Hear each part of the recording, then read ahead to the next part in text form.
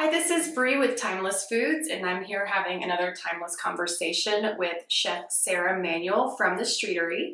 And today she's going to share with us a little bit about her journey into becoming a chef and the ingredients she uses and how she sources. So Sarah, thanks for joining us today. Yeah, you're so welcome. So let's start from the beginning. What got you into becoming a chef? Well, there were a few options early in life with my career path, but food was the thing that always called to me. I grew up on an organic farm and ranch, and so always had that exposure to where food comes from. And my passion was more directly tied to the production of food and finding ways to create recipes that were delicious, but that were featuring products that we actually grew right here in Montana. Nice. And you do that. You source a lot of local ingredients. Can you tell us about who you use in Montana? Yeah, absolutely. It started with my family does organic grass-fed beef, and so of course I was using a lot of their beef in my recipes, and then pastured pork as well from them. And I kind of started dabbling with the grains that they were growing, and a lot of those are from Timeless. Things like the chickpeas, the lentils, lots of different varieties of those, purple prairie barley and farro.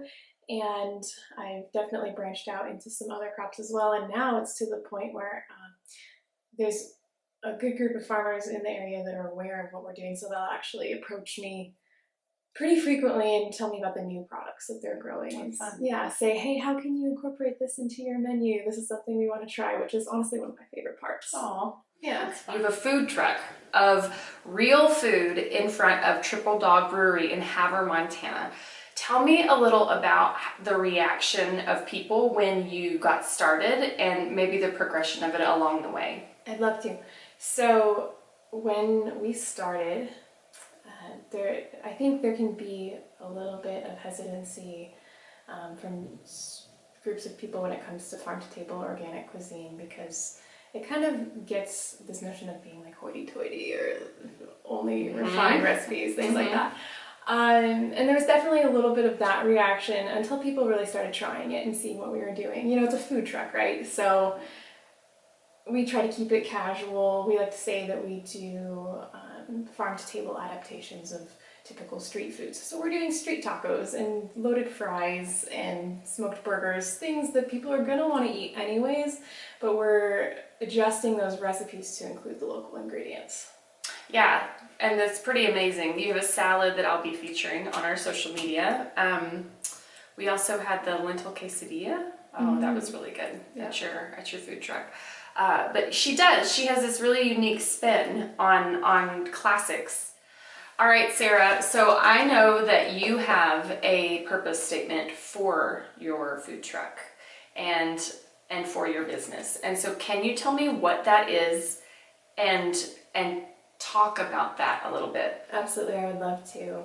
So, we started as a food truck. We've branched out into catering and frozen meals, and we do holiday baking, all these things, right? But the common thread with all of those services, with how diverse they are, is just that I've recognized that there are parts of the food system that seem very broken. And so the mission with what we do is to challenge the way society has taught us to eat and approach things creatively and just think about how can we do things differently. We don't have to always do things the way that they were done before, and let's do something else.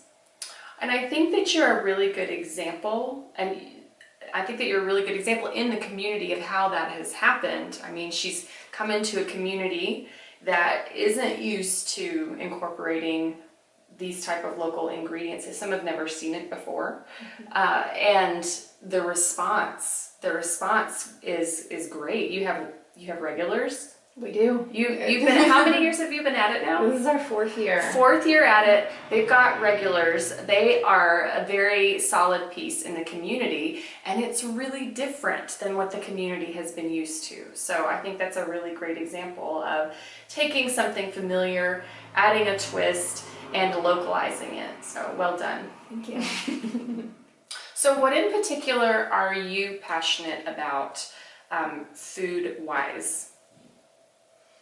What do you like to do? Desserts, savories? Like, what do you like?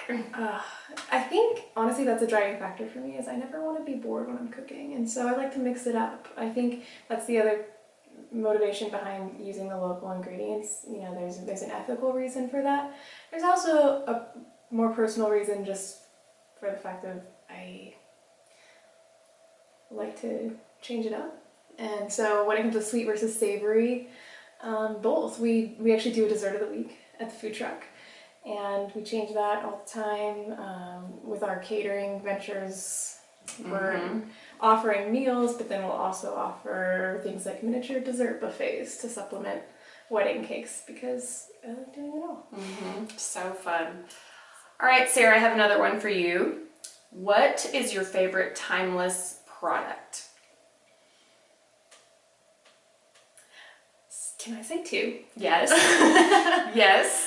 So I think in terms of the product that I use the most frequently, it would be the black beluga lentil. Okay. Yes. I use those in my lentil burgers, quesadillas. I actually make brownies with them. Yum. So I just love the beluga lentil. I love that they hold their shape really well when you cook them. And I just think that they're delicious. I think they're a really great substitute for ground beef if that's something you're trying to accomplish. And the second product, for different reasons, would be purple prairie barley. It's just so unique. I've never seen it anywhere else, and the nutrient density is amazing.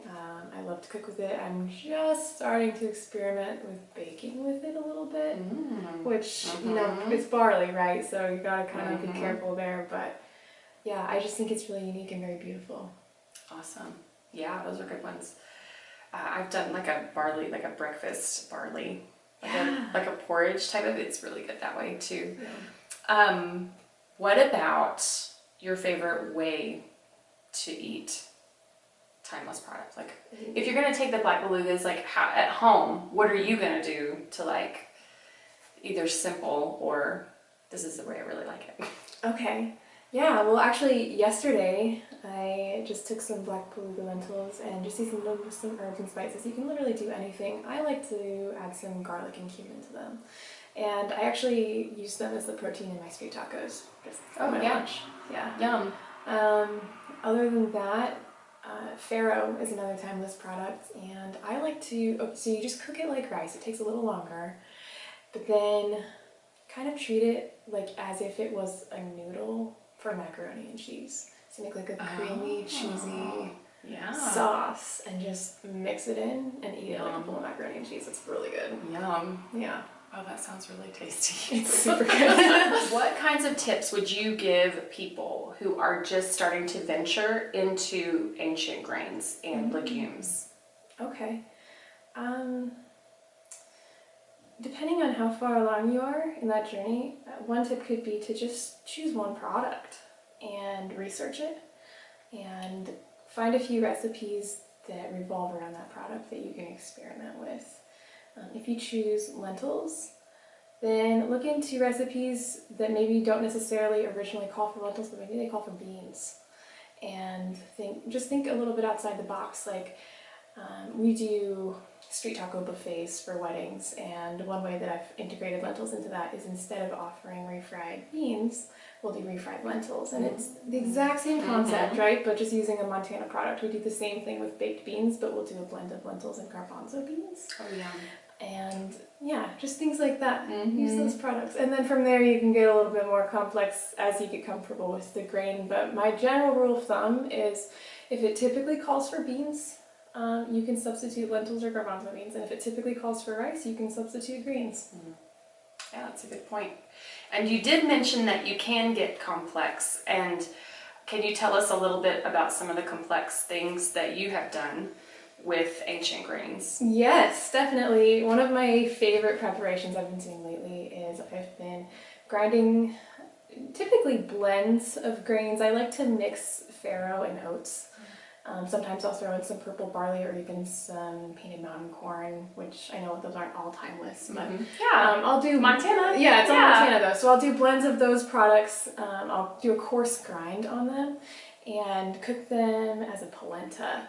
Yum. And, some people prepare it as a grit. You can do polenta. It really just depends on the ratio of water to grain that you use. And then, so I'll do that as like the base for a recipe. Maybe I'll serve it with a beef shank or roasted chicken, something like that. Another thing I've done with the coarse ground grains is I'll make like a thicker polenta and then spread it in a pan and chill it overnight. So then it's firm. And from there, I actually cut it into little squares. And then I grill them in safflower oil and serve it like as an appetizer, like a grilled polenta bite, which has been really fun too. So fun. Yeah. Wow. Well, I know that you source some of your ingredients as much as you can organic. Will you talk about why? Why would you source organic? Well, I believe that food is fuel, right? So if you're eating something that has been sprayed with something toxic, then you're fueling yourself with something that is then toxic. And that just seems so counterproductive in my brain, right? I think it's just simple for me. It's just a no-brainer. Food should be good for you. Yes. Yeah, we're on board with that too. That's why we make it. Is there any last thoughts that you'd like to leave maybe with our audience, our consumers today? I think if there was one thing that I would like to leave with you today, it would be trying these recipes, trying these ingredients that may seem new or foreign. Doesn't have to be hard. It doesn't have to be scary. Even if you're new to cooking in general, just pick one thing and just give it a try. And every time you're going to get a little bit better, and it'll get a little bit more exciting with each time you try. Awesome. That's good advice. So thank you so much for joining us, Sarah, and thank you for joining us today for another Timeless Conversation, and we'll see you soon.